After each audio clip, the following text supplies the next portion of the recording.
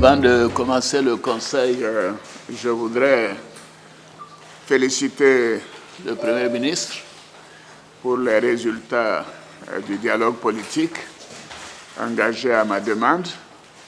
Et je félicite le gouvernement et notamment le ministre de l'Intérieur et de la Sécurité.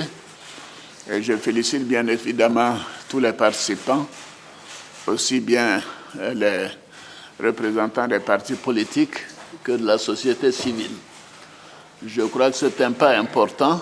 On ne peut pas tout régler en un seul jour, mais le fait qu'il y ait eu un accord pour aller aux élections législatives dans le courant du mois de mars. D'ailleurs, nous allons pouvoir fixer la date aujourd'hui avec les propositions qui nous ont été faites par la Commission électorale indépendante.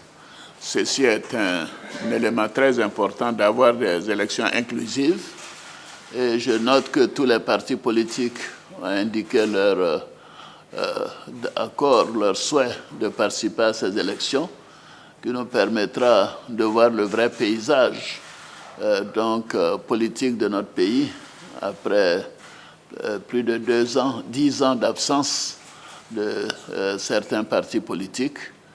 Et je suis personnellement engagé à faire en sorte que les mesures d'apaisement puissent être prises, mais dans le cadre de la loi, bien évidemment. Le Premier ministre et le ministre de la Justice ont déjà fait des propositions. Ceci étant, bien sûr, c'est des dossiers qui sont entre les mains de la justice.